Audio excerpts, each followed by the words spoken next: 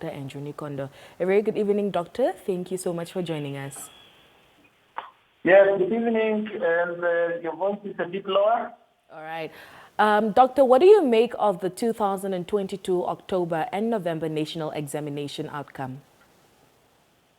Yes, thank you very much for getting this opportunity to talk to you with regards to the national issue. So when we are talking of the examination results, the national examination results of last year, we may say that it was so pathetic and a cause of concern in society. For example, I was even myself as a person shocked to hear that 420 students or learners scored 0 in paper 2 of mathematics. It's very shocking. So that's how I take it. It is not good at all. Yeah. Now, in your view, Doctor, what would you say contributed to the downfall of the national examination results pass rate? Yes, you see, there are several factors that we can say the causality of this program. Maybe I will start with one factor, which is, to me, is one of the major ones. That's now the COVID-19 pandemic.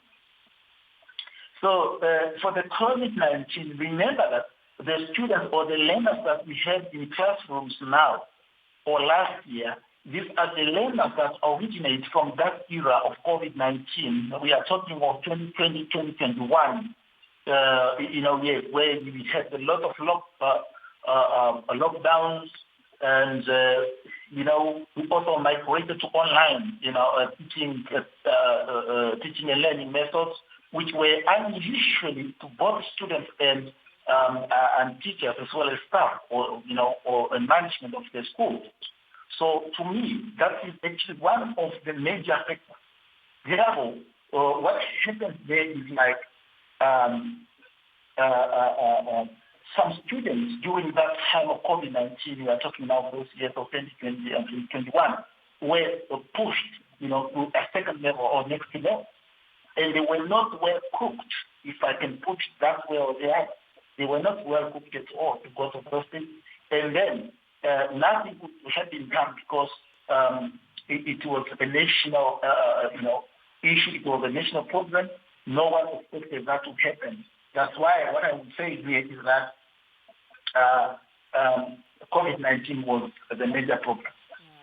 Right. And also remember that during that time of COVID-19, there was also a notion that, whether I can mention here, I'm not sure for certain whether it is correct or not, that the curriculum was rationed or shortened because of the period of teaching and learning of that particular time. And then, students, were not fully taught if you ration or you shorten the curriculum or the syllabus. So meaning that you cut out some content, from there, and that the student did not cover those content. And if the ministry did not have another strategy thereafter to try to address that issue, then it can be another problem, or the consequence was going to be this one.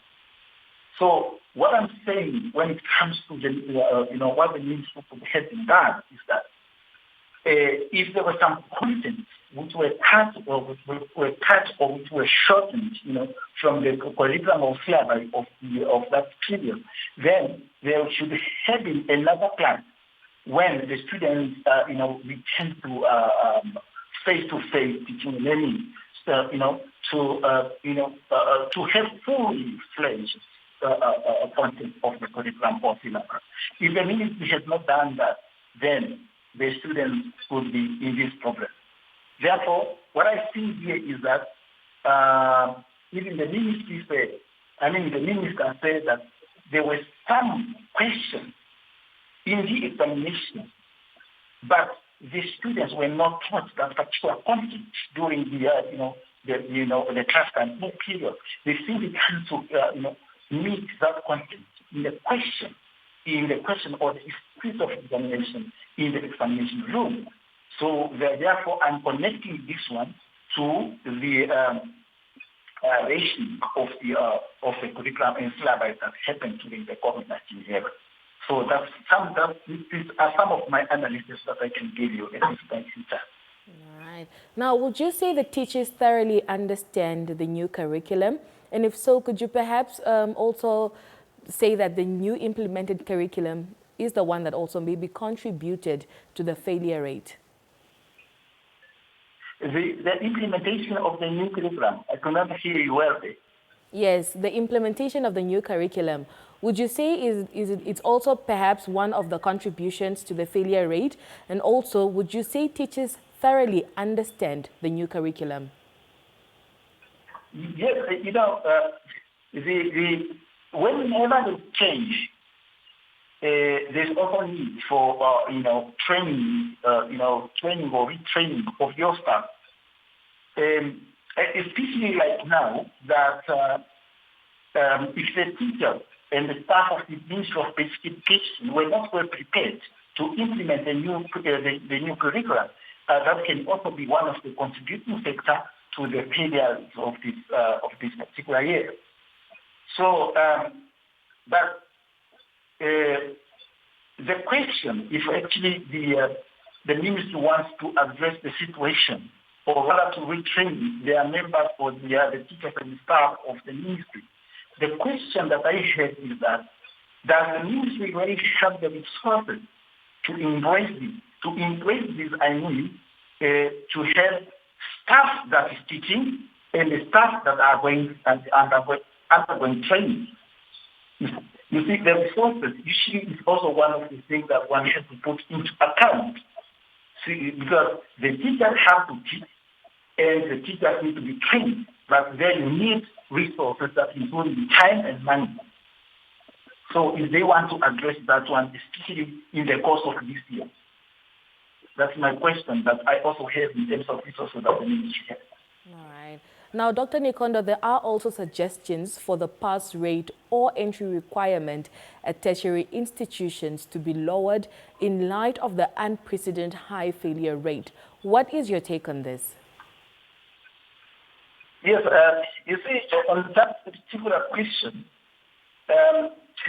what I've seen is that out of 38,019 learners for currently, only 8,133 are qualified for the teaching education. That's what I learned from the report of the ministry.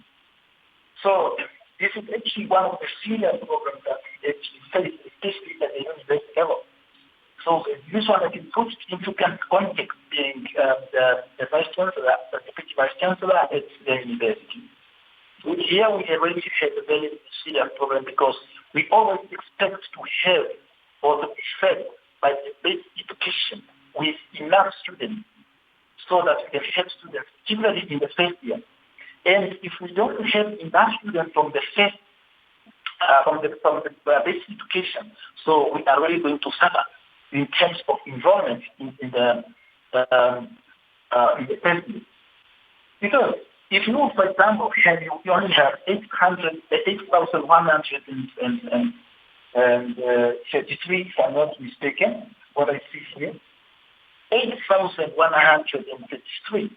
Remember that this number, you need to share it with all the universities, not only in Namibia, but somewhere else. Some of the students will go to South African universities, South African universities, international universities, somewhere else.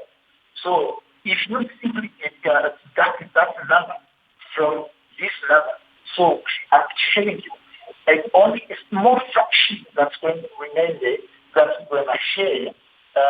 We share in the local universities. You are talking of UNAM, you are talking of MAS, you are talking of IUM.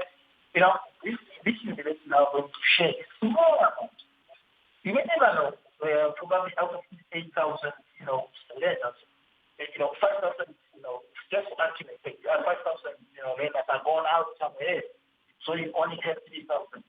So for all the universities in the country, that's really going to be a very big challenge because you want to have the best year students at all.